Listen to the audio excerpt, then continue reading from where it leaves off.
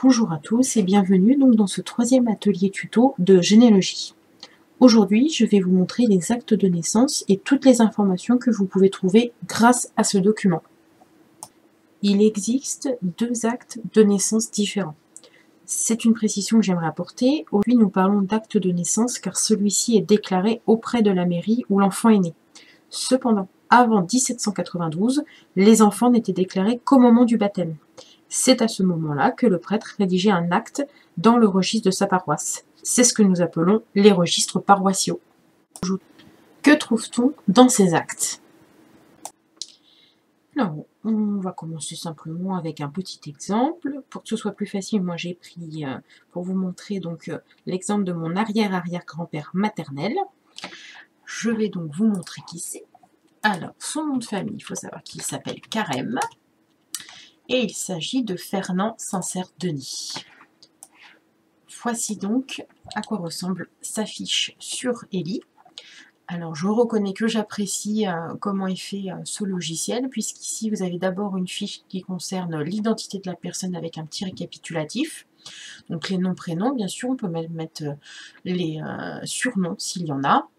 La situation familiale, bien sûr, tout ce qui concerne la naissance et le décès. Avec toutes les informations qu'on va mettre au fur et à mesure. Donc c'est un bon petit récapitulatif. On va laisser ça de côté et on va aller voir à quoi ressemble son acte. Pour ça, on va aller sur les archives départementales de Seine-Maritime, puisque c'est dans cette région qu'il est né. On va sur le registre d'état civil. Donc il est né dans la petite ville de Saint-Martin-en-Bosc. Donc on va aller rechercher.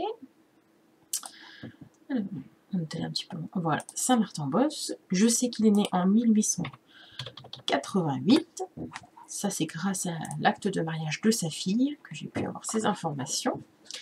Ici, on voit bien que c'est le registre d'état civil avec naissance, mariage et décès de 1888 et 1889.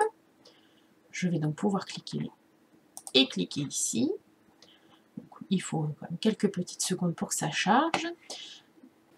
Nous voici donc sur la première page du registre. Vous voyez qu'ici il est bien indiqué la date de 1888 ainsi que la ville qui nous intéresse. Donc moi j'ai un petit peu triché puisque je sais déjà à quelle page est mon ancêtre. Je vais donc m'y rendre tout de suite. Voilà, on arrive donc sur son acte. Alors vous aurez toujours le numéro de l'acte, le type d'acte, donc ici c'est naissance, ainsi que les prénoms et le nom de famille de l'enfant. Vous avez certaines mentions, donc généralement vous avez la mention de mariage, ce qui est le cas ici. Vous pouvez également avoir la mention de décès, on ne l'a pas ici parce qu'apparemment ça n'a pas été reporté, sûrement parce que cet ancêtre-là est décédé pendant la Première Guerre mondiale et que malheureusement tout n'a pas été reporté sur les actes.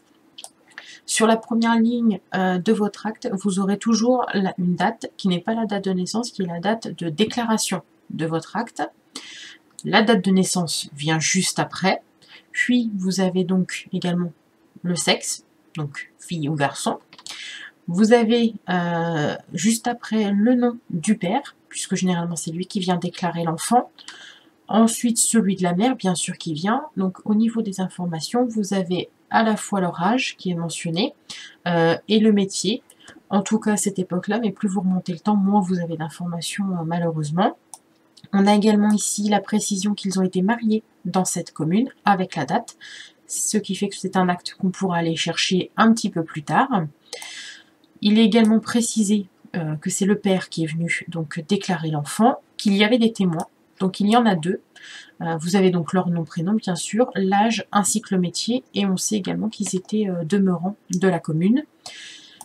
Vous avez également après par la suite le nom de celui qui a fait l'acte. Ce n'est pas toujours le maire, donc c'est pour ça que son nom est par la suite. Et ici, il est également précisé que tous ont signé, sauf le déclarant, donc le père, car il ne savait pas signer. À cette époque, c'est assez récurrent. Donc vous avez quand même un certain nombre d'informations. Tout ça, il faudra le noter dans le logiciel que vous utiliserez ou le site en ligne. Tout est important puisque au bout d'un certain temps, vous verrez que les informations se rejoignent. Voilà un petit peu pour les actes de naissance. À bientôt pour un autre tuto.